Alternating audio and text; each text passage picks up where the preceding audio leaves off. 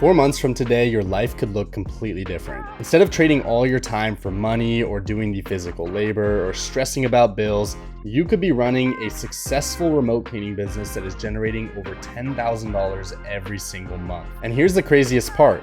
You don't actually need experience to start. In this video, I'm going to show you exactly how you can go from zero to over $10,000 a month in just 120 days without doing any of the physical labor yourself. This is the exact framework that I personally used to build my own remote cleaning business to over $60,000 per month in just under 2 years. Not only will I explain how to build it, but I'll cover the decisions that I made, the mistakes that I fixed, the structures that I actually built, and the processes that allowed me to build this without being on the physical site. So when I say this works, I'm saying it because I've executed it step by step. So without further ado, let's jump in and explain how you guys can actually start your own. So the very first thing that we are going to need to do before we set up any part of this business is choose a location. I always personally recommend doing this in the place that you are currently located, and I say this for a couple of reasons.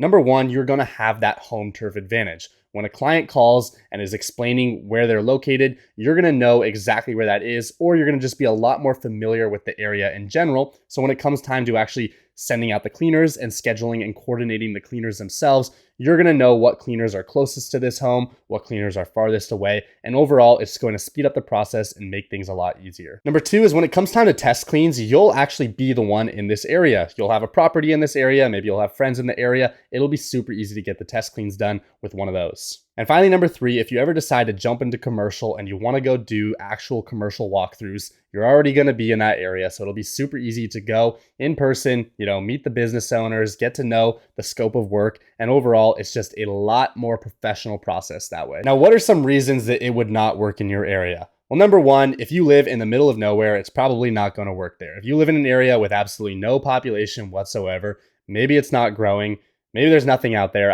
Whatever the reason is, it probably will not work in that area. I also always get the question, should I start this in a bigger city? Should I start it in a smaller city? What will work better? What has less competition? And I always tell people, it's honestly pretty similar. You'll probably find results in either of the cities. Probably a bigger city will be a little bit better, but even though there's a lot more, businesses, homes, actual, clients that need this cleaning service in a bigger city, there's also going to be a lot more competition. There's going to be a lot more cleaning services. Whereas the complete opposite, if you're in a smaller city, yes, there's going to be less people, but there's also going to be less cleaning services. So these are just a couple different things you want to take into account when starting up and choosing an actual location. Now, once we have the location set, it's time to choose a business name. Do not overthink this process. Keep it very simple. We personally spent way too much time trying to figure out what name sounds the best. Literally just something basic. It should probably have the word cleaning in it, or maybe your city or something. Make it so, if people see your name, it's very easy to remember. Don't overcomplicate it. Even use ChatGPT. There are tons of options out there. Now, once we have our location and name, it's time to legally establish this business. Whatever area you ended up choosing, go ahead and file an LLC in that state. This is a limited liability corporation. It will separate your personal self from the business. It will also give yourself the upper hand on any of these individual cleaners who do not have a legally established business. It's just a better look. Once that LLC comes back, we can go ahead and open up a bank account. The reason that we need the LLC is to get a physical EIN. This is your tax ID number. You can do this by going on the IRS website. It's a very straightforward process. For the LLC, I recommend just filing it yourself. You can go through an agency, but it'll probably cost you like $800 or $900. Whereas if you file it yourself, it literally takes 10 minutes. It costs $125, at least in California. Other states could be a little bit different, but do it yourself. You don't have to pay for any additional services. Now, once that LLC comes back, we can go ahead and open up a business bank account. In order to actually open up this business bank account, we're going to need to get an EIN. This is your tax ID number. And once again, just file this yourself. It's super easy. You can just go straight to the IRS website, put in some information, use your LLC, and boom, you'll have an EIN.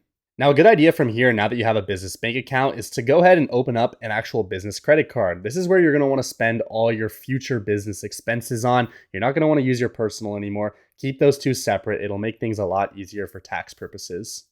Now we can go ahead and look into some general liability insurance. This should be at least $1 million of general liability insurance. And I know that sounds like a lot, but realistically, it's like $30, $35 a month. And that's kind of the industry standard. A lot of clients will ask you if you have insurance. A lot of softwares and programs, like for example, Google LSA, in order to even get on that program, is going to want insurance. And once again, this is one of those things that will just keep you protected, and it'll also just give you the upper hand again on these other individual cleaners. It'll make yourself look more professional. Now, another way to make yourself look even more professional is using a professional domain and a professional email. For a domain, you can go to any sort of, website builder. You can also just buy a domain online through some website like Namecheap. It's literally $5 on there. But get a domain. This is what's going to be used for your website handle. This is also what's going to be used for your professional email. So for example, if you guys are emailing a business, right? Let's just take Nike, for example. You're not emailing nike@gmail.com, right? You're typically emailing like support or contact at nike.com. It's just a lot more professional. It's a lot easier to remember. As you can tell, we are all about professionalism here. You guys are starting a real business. You want to stick to the real business. This is important. Now, on top of that, another good thing to have is a business phone number. You don't need a brand new phone. That's not what I'm saying. I'm saying a business phone number. This is literally as simple as just downloading an app on your phone, and now you have a business phone number on there that you can contact people with, call people, and this phone number can go onto something like Google, and you don't have to be worried about a bunch of people having your personal phone number online. You can use any sort of app like Quo, Google Voice, Ring Central. All of these are a bunch of different platforms. Realistically, it's probably like $20 a month, depending on which plan you choose. Now it's time to go ahead and set up an actual website. This website can be very simple. It just needs to be a landing page. It can just have your services, a place to book, some reviews, and maybe like an About Us section on there. That's literally it. You don't need a full advanced website. And in order to actually do this, I recommend building it yourself. Obviously, you can go whatever route you want. We personally used Wix, and I didn't know anything about building websites. There's hundreds of videos online. It was pretty easy and straightforward to figure out. So that is what I recommend. If you don't want to go that route, there's a bunch of different options as well. You can go on Fiverr. You can have someone build it for you. There's templates on these platforms. Also AI. AI can build you guys a website nowadays. It's pretty advanced, so you can go that route as well. Now, branching off of the website, we're going to need a physical place to actually book the jobs. The best way to do this is setting up a high quality CRM. There's a bunch of different CRM options out there. There's Go High Level, there's Jobber, there's BookingKoala. We personally use BookingKoala. I don't have too much other experience with these other CRMs, so I couldn't really tell you much about them. But BookingKoala has worked great for us. No complaints. It allows the cleaners to clock in, clock out. It auto-calculates prices. It keeps everything organized. It's literally like the powerhouse of the business in the way. So go ahead and set that up and integrate it onto your website so clients can go directly through your website and book jobs. Now, in order to actually take payments over the phone or through the CRM, you are going to need a payment processor. There's a ton of payment processors out there. You can use Stripe, you can use Square, you can even use a smaller one. Any of those should work totally fine. You can even actually use like banks now. I think banks actually do payment processing as well, so that is also an option. But yeah, definitely get that set up because you're not going to want to be taking cash or check because you don't want to go to the location. So you want to take credit card and payments over the phone. All right, so congratulations. You have now set up the entire back end of your business, and now it's time for the fun part. And I say the fun part because this is where sometimes people can get a little bit discouraged. This is the part of the business where you're really going to want to slow down, take your time, and really actually look into things. I'm talking about hiring the cleaners. So for hiring the cleaners, there's a couple different ways to go about this. You can use any sort of job application website, so something like Indeed. You can also use any sort of local groups, so local Facebook groups, Nextdoor. An Apply Now page on your website actually works really, really well. And it's a super easy way to get a better understanding of these clients or of these cleaners, because you can actually put questions on there, years of experience, do you have supplies? How many hours a week are you looking for? And then you already kind of pre-qualify this cleaner before you even speak to them. Another good option is just word of mouth. Once you already have a cleaner or two on your team, most of these cleaners know other cleaners who need more work. Maybe their cousin, maybe their sister, maybe just a friend. Most of the times they've worked in duos before, they know other cleaners. And if you do find a cleaner who has worked with another cleaner and is comfortable with another cleaner, that is a great cleaner to bring on because now you have a team that you can send to bigger homes and bigger properties. Anyways, once you find a couple good cleaners, you're going to want to contact them. We will typically give them like a pre-qualification call. And this is where we'll just actually talk to them, make sure they're a real person, make sure they can hold a conversation, and just make sure that they actually understand the job. So if they came from Indeed, we'll ask them, how many hours a week are you looking for? Do you have supplies?